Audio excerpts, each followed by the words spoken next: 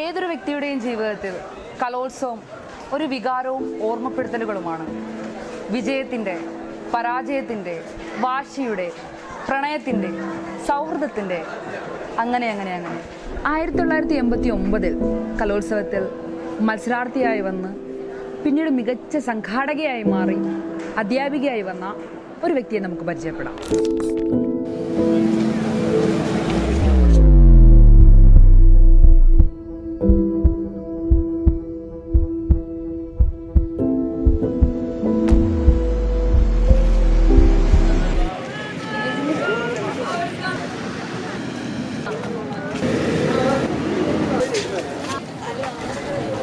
മഹാത്മാഗാന്ധി സർവകലാശാല യുവജനോത്സവം എന്ന് പറയുമ്പോൾ എൻ്റെ മനസ്സിലേക്ക് ഓർമ്മ വരുന്നത് 34 വർഷത്തെ അനുഭവങ്ങളാണ്.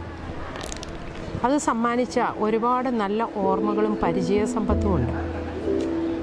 ആദ്യം ഒരു മത്സരാർത്ഥിയായിട്ടും പിന്നീട് അതിൻ്റെ സംഘാടകയായിട്ടും അതിനുശേഷം അതിൻ്റെ ആസ്വാദകയായിട്ടും പിന്നീട് നീണ്ട വർഷക്കാലം സ്റ്റുഡൻസിനെ മത്സരങ്ങളിൽ പങ്കെടുക്കാനെത്തിയ ഉത്തരവാദിത്വമുള്ള ഒരു അധ്യാപികയായിട്ടും അതിനുശേഷം മാധ്യമ സ്ഥാപനമായ ഞങ്ങളുടെ സ്ഥാപനത്തിന് വേണ്ടി മാധ്യമ റിപ്പോർട്ടിങ്ങിനായിട്ട് മുഴുവൻ വിദ്യാർത്ഥികളെയും പങ്കെടുപ്പിച്ചുകൊണ്ട് എല്ലാ ദിവസവും കലോത്സവ വേദികളുടെ മുക്കിലും മൂലയിലും പോയി കുട്ടികളുടെ അനുഭവങ്ങൾ കണ്ടറിഞ്ഞ വലിയൊരു എക്സ്പീരിയൻസ് കൈമുതലായിട്ടുണ്ട്.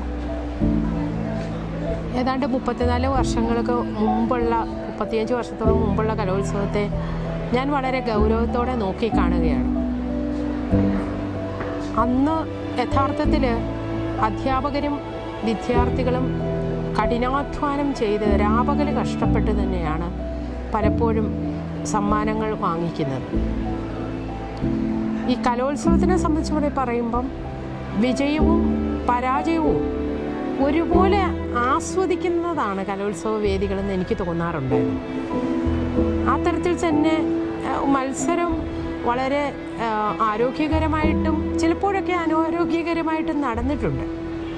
ഇന്നത്തെ കലോത്സവം എന്ന് പറയുമ്പോൾ അതിൻ്റെ പ്രധാനപ്പെട്ട ഒരു വ്യത്യാസം എന്ന് പറയുന്നത് സാമ്പത്തികമായിട്ട് ഒരുപാട് പണമിറക്കി തന്നെ ചില ഐറ്റംസ് ചെയ്യാനായിട്ടുള്ള ഒരു ശേഷി ചിലപ്പോൾ മാതാപിതാക്കളും വിദ്യാഭ്യാസ സ്ഥാപനങ്ങളും ആർജിച്ചിട്ടുണ്ട്, അത് കാണിക്കുന്നുമുണ്ട്. അന്ന് കഠിനാധ്വാനം തന്നെയാണ് വളരെ കൂടുതലായിട്ട് മുന്നിൽ നിന്നിരുന്നത്. പക്ഷേ ഒരു കാര്യം സത്യമാണ്, അന്നും ഇന്നും കലയിൽ നമുക്ക് വളരാനുള്ള ഒരു വേദി എന്ന് പറയുന്ന കേരളത്തിലെ ഏറ്റവും വലിയ വേദി എന്ന് പറയുന്ന സർവകലാശാല യുവജനോത്സവം തന്നെ.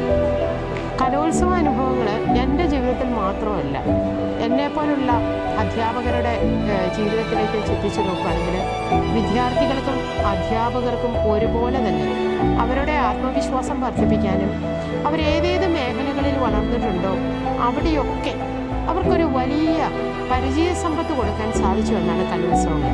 ഇപ്പം എന്നെ സംബന്ധിച്ച് പറഞ്ഞാൽ എൻ്റെ വിദ്യാർത്ഥികൾക്ക് കൊടുക്കുന്ന സ്വാതന്ത്ര്യം പോലും, അവരെ സംശയിക്കാതെ അവർക്ക് കൊടുക്കുന്ന സ്വാതന്ത്ര്യം പോലും എനിക്ക് ആ കലോത്സവത്തിൻ്റെ അനുഭവത്തിൽ നിന്നുണ്ടായതാണ്. കാരണം കുട്ടികളെ സ്വതന്ത്രരായി വിടുമ്പോൾ അവർ ആർജിക്കുന്ന, അതായത് ശരിയേത് തെറ്റെന്ന് അവർ തന്നെ തിരിച്ചറിയാനുള്ള സാഹചര്യം കൊടുത്തുകൊണ്ട് അവരത് ആസ്വദിക്കട്ടെ എന്ന് തന്നെ കരുതാനുള്ള ഒരു മനോഭാവം പോലും കലോത്സവം എനിക്ക് സമ്പാദിച്ചതാണ്. ആ തരത്തിൽ നോക്കുമ്പോൾ ഈ കലോത്സവങ്ങൾ ഒരിക്കലും നശിക്കാതെ നിലനിൽക്കേണ്ട ഒന്നാണ്. അതൊരു വിദ്യാർത്ഥികൾക്ക് യുവജനങ്ങൾക്ക് കൊടുക്കുന്ന വലിയൊരു സമ്പത്താണ് എന്നതിൽ യാതൊരു സംശയവുമില്ല.